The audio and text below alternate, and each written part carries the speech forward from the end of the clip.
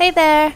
It's been a while. I've been a little bit MIA lately because I've been trying to figure stuff out since class started, but now that my classes are over for the week, I'm back on board with you guys to talk about Guild Wars 2.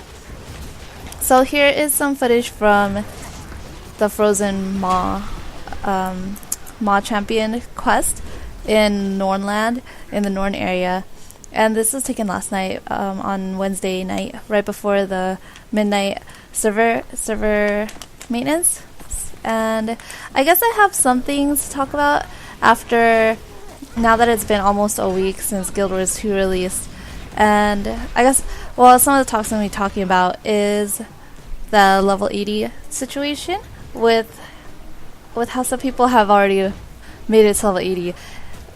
Possibly even before the Tuesday release. So I'll get into that, and then after there's like the guild switching thing and quest chain stuff. So yeah, about the level 80 stuff. Apparently a few days there were rumors that there were already people who had reached level 80, and that, to me, I feel like when leveling is in a game with such a high level cap, I feel like once you get to that high of a level, it's kind of supposed to be a great achievement. But there are rumors that a lot of people who got to 80 that soon were actually doing it through crafting, and I thought that was a little bit strange because it is just crafting. I'm not really sure to what extent they actually did explore in the game, especially in PvE, but I thought for the first few days I was like, oh, okay, that's cool, because I knew that crafting actually netted a lot of experience over time, or like for every new thing that you acquire, or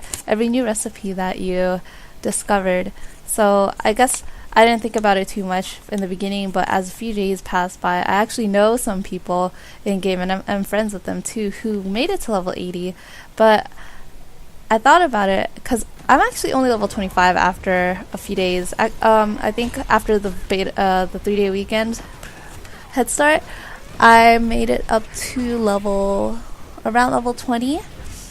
And then after that I got really busy, so 3 days worth got me to level 20, which I guess would be slow for some people. And to get to level 80, I believe some people already level 80 even before the Tuesday official release. So to me, I think that's a little bit surprising.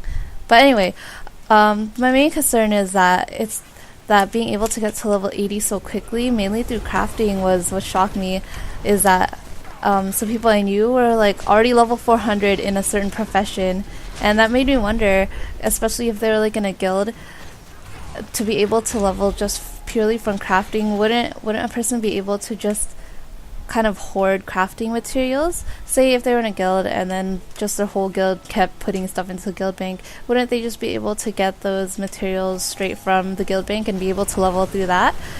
And it kind of upset me, because I was like, to me, that's not really how Guild Wars is actually played. At least the first version, Guild Wars 1, because even in Guild Wars 1, yeah, the level cap was 20, but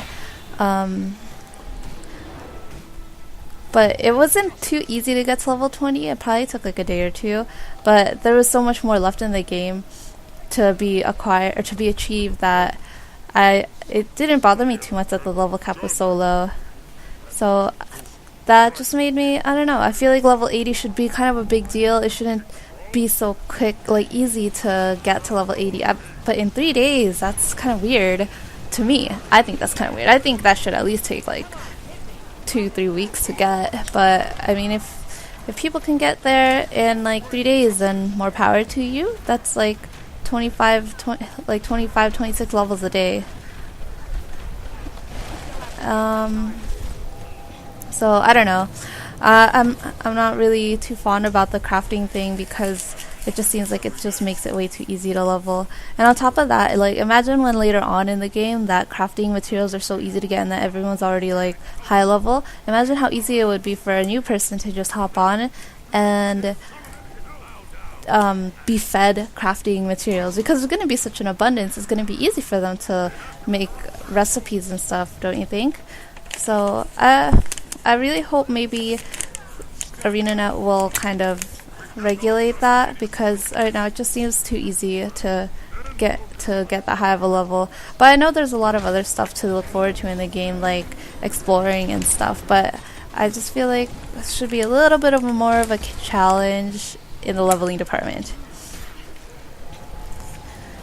And then I do know that, like, even though the people all have made it to level 80 cap, I was wondering, because I actually misplaced one of my skill points and put it into the wrong skill that I didn't even want. And I realized, someone actually told me that even if after you're level 80, you can still get experience skill points as long as you keep filling up your experience bar. You'll cap at level 80, but as long as you keep filling up the experience bar, you'll still get a skill point for every time you fill it up. So that kind of brings you back to how Guild Wars Prophecies and all the expansions had it. So I kind of like that, because in Guild Wars 1, it had you looking forward to something, because in Guild Wars 1 there were thousands or a few thousand skills that you could have gotten, and in some ways I felt like my character wouldn't have been complete if I didn't have all the skills. But I never did get all the skills, but that is an amazing feat to be able to get all those skills. So I like that we were able to get extra skill points even after we get to level 80.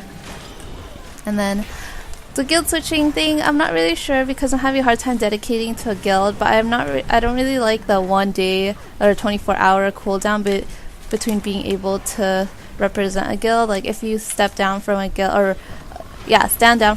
then you wouldn't be able to represent them again for another day. But I guess that's to regulate people from guild switching. But I don't know. It was a little bit tough, because people in my guild wanted me to add people, or like wanted some officers to add people, but then I had already stepped down, so I couldn't add people because I was in another guild or was not even representing a guild. So that was a little bit challenging. Kind of forces you to manage who you want to be representing at a certain given time. And then I guess the last topic I do want to talk about is this chest quest chain. I've been having a hard time saying that lately. I've been mixing it up. So yes, that would be a spoonerism.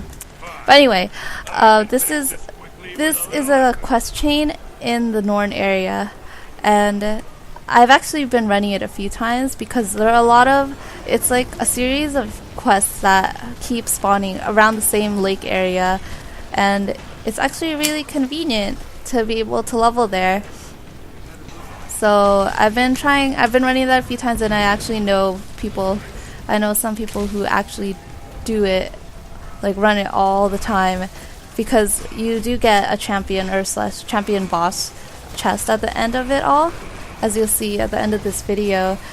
But the one thing I was concerned about is the boss, the item drop, because it looks like the chest drop scales to your level, and to be honest, I don't really like that. It not only does it scale to your level, it scales to whatever level you are. So if you are a level 35 character, and this is a level 20 map, I believe. Let me check.